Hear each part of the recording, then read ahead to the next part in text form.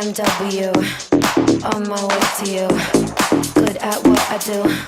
I'm OMW, OMW.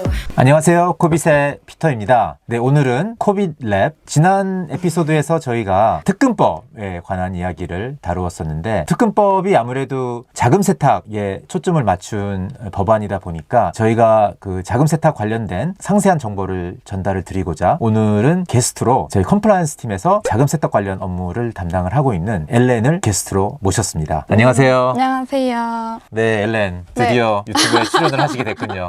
네, 오늘 유튜브에 피터와 함께 출연하게 되어 매우 영광입니다. 너무 구체적이고 좀 더 영혼 이씨 한 번만 다시 해볼까요? 사실 엘렌은 네, 저희가 오늘 좀 감회가 있는 게 원래 초창기에 좀 다른 건으로 네네. 섭외를 하려다가 너무 바쁘셔서 거절을 당하고 그랬었는데 네, 6개월 만에 저희가 해냈습니다. 엘렌의 출연을. 사실 엘렌은 코빗에 있는 누구보다 재테크에 엄청 열심히라고 들었는데 그게 맞는 말인지. 네, 어느 정도 네, 사실인 것 같습니다. 저도 또 비트코인에 대해서 남다른 애착이 있기 때문에 저희 코빗 유튜브 열심히 보면서 업계의 빠른 뉴스를 접하면서 열심히 재테크를 하고 있습니다. 네, 감사합니다. 예. 오늘 영혼이 좀 없으세요?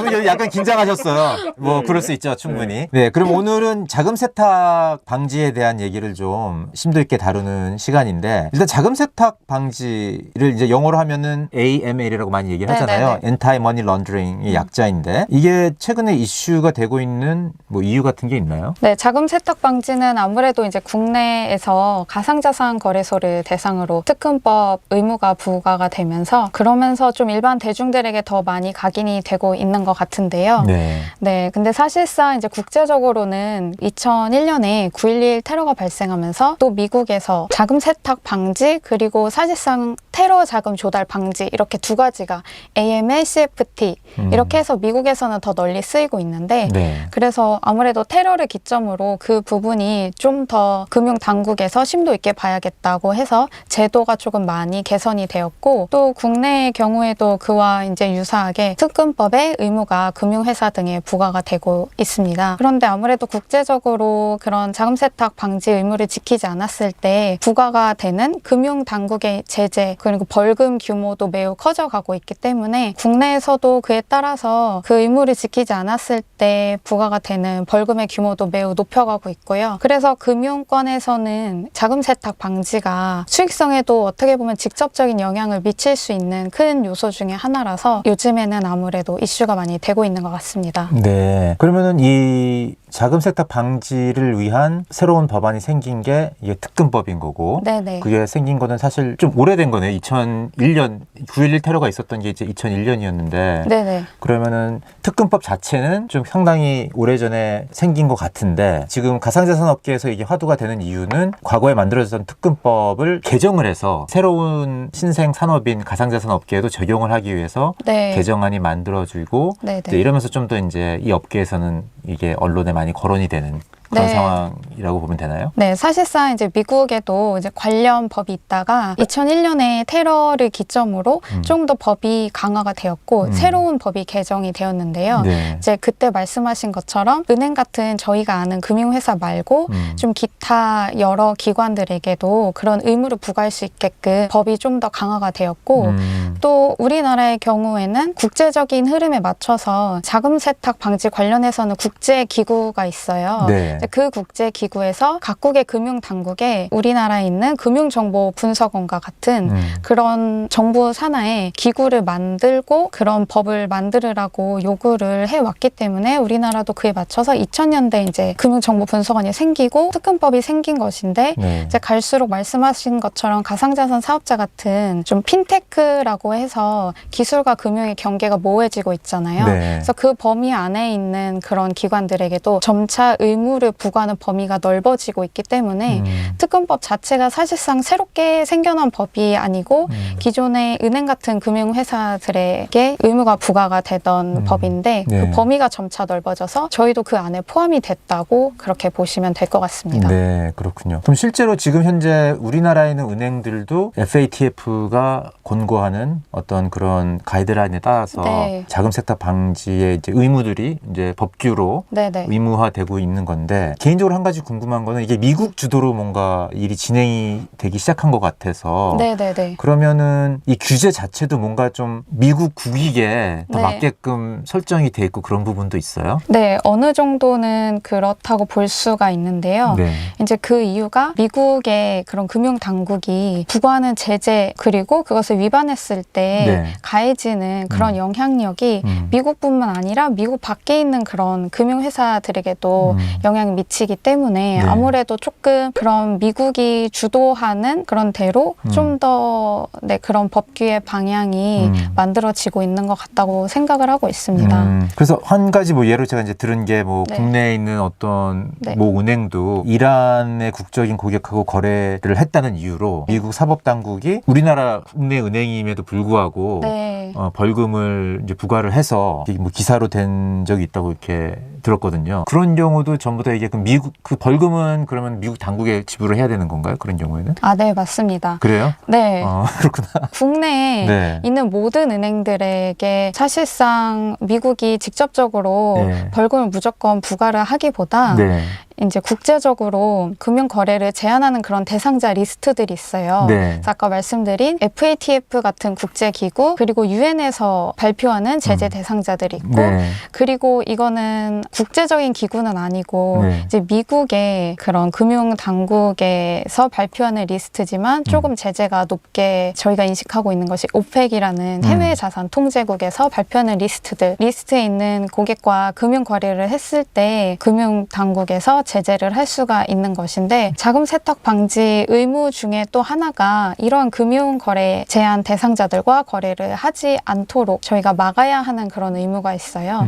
그렇기 때문에 이런 것을 위반을 했을 때 미국에서 제재나 뭐 벌금 같은 거를 네네네. 적용을 시킬 수가 있다는 거죠. 네네네. 생각해 보니까 왜 우리 업계에서도 그 비트맥스가 이제 또 그 미국의 사법부에 네. 이제 고소를 당했을 때도 네, 맞습니다. 두 가지 잘못이 있었는데 하나는 네. 라이센스를 받지 않고 선물 거래를 서비스를 미국인들한테 제공했다는 거랑 또 하나는 KYC를 안 네네. 하고 네. 이제 고객을 온보딩을 함으로써 네. 그런 제재 국가에 있는 이란에 있는 그런 네. 사용자들한테 서비스를 제공했다는 게 포함했던 게 기억이 나거든요. 네, 그러니까 이런 맞아요. 것도 비트맥스도 사실 미국에 있는 회사는 아니지만은 어떤 그런 미국의 그 사법부의 그 규제나 이런 거를 직접적으로 받았던 예가 이 업계에도 사실 생각해 보니까 있었네요. 비트맥스의 사건이라는 형태로. 사실 저희도 가상자산 사업자들도 특근법 의무가 부과되기 이전에도 사실 알게 모르게 자금 세탁 방지 의무를 이행을 하고 있었는데 이제 그 중 하나가 투자를 한 번이라도 해보신 분들이면 쉽게 알 수 있는 KYC라는 것인데요. 네.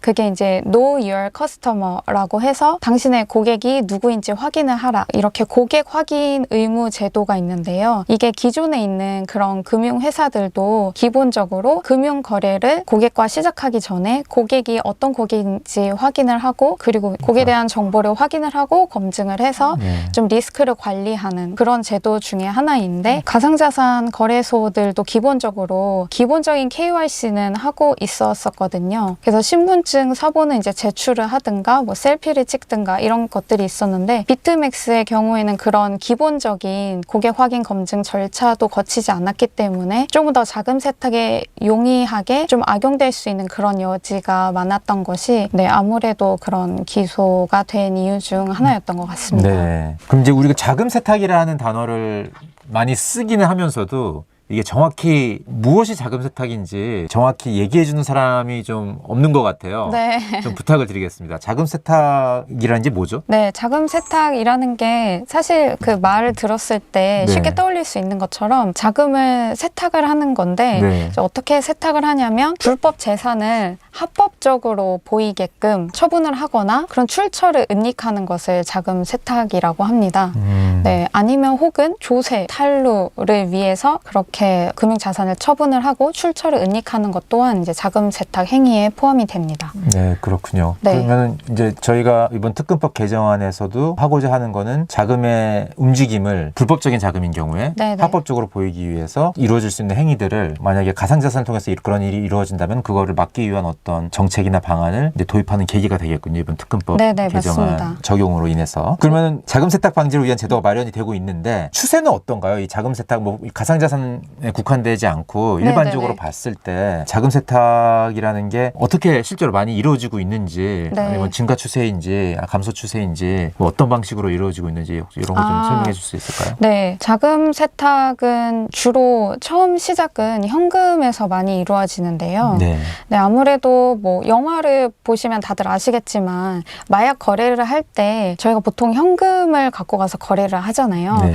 뭐 예를 들어 계좌이체를 한다든가 이런 방법은 사용할 수가 없는데 그 이유는 현금이 추적이 불가능하기 때문인데요. 네, 사과 박스 뭐 이런 거죠? 네, 그쵸, 그쵸. 네. 그래서 보통 이제 마약이나 다른 불법 행위를 할 때는 금전 거래가 일어나면 현금을 갖고 먼저 처음에 하게 되고, 그런 뭐 범죄자들이 현금으로 그런 수익을 얻었을 때 그것을 자신의 이제 재산으로 만들기 위해서는 이제는 현금 혹은 물물 거래 이런 것들만 하는 것이 아니라 제 은행 계좌에 그 잔고가 찍혀야 되기 때문에 그 현금을 갖고 은행으로 가게 됩니다. 근데 예전 같으면 은행에서는 조금 쉽게 그런 현금을 계좌에 넣어줄 수 있었다면 자금 세탁이라는 것에 대해 저희가 이제 어느 정도 인지를 하고 있고 또 금융권에도 제도가 마련이 되고 있기 때문에 어떤 사람이 갑자기 와서 고액의 현금 다발을 갖고 만약에 이것을 제 계좌에 넣어주세요 라고 할 경우에는 은행에서 아무 의심 없이 순순히 넣어주는 게 아니라 고객에 대해서 어떤 고객인지 이 돈이 어디에서 왔는지 이런 것들을 확인을 하게 되고 좀 의심스러운 정황이 있다고 생각이 되면 바로 이제 금융정보분석원에 그렇게 보고를 하게 됩니다. 이런 과정을 통해서 결국에는 수사를 거치고 이것이 자금 세탁 행위에 포함되는지 안 되는지 이런 것들이 판단이 되게 되는데요. 이런 과정을 거치면서 데이터를 저희가 확보를 하고 있기 때문에 그런 자금 세탁 방지를 위한 여러 의무들도 계속해서 증가를 하고 있고 이것들 또한 범죄자들이 알고 있기 때문에 좀 더 여러 수법을 활용을 해서 자금 세탁을 하려고 노력을 하고 있습니다. 예를 들면은 재산의 출처가 명확해 보이는 그런 다른 사람의 계정을 이용을 한다든가 혹은 기존의 합법적인 사업체를 운영을 하면서 그 사업에서 벌어들이고 있는 돈처럼 불법 재산의 출처를 위장을 해서 자신의 이제 재산으로 인식이 되게끔 그렇게 하곤 하는데요. 뭐 예를 들어서 저희가 알고 있는 이제 국내 영화 중에 극한 직업이라는 영화가 있어요.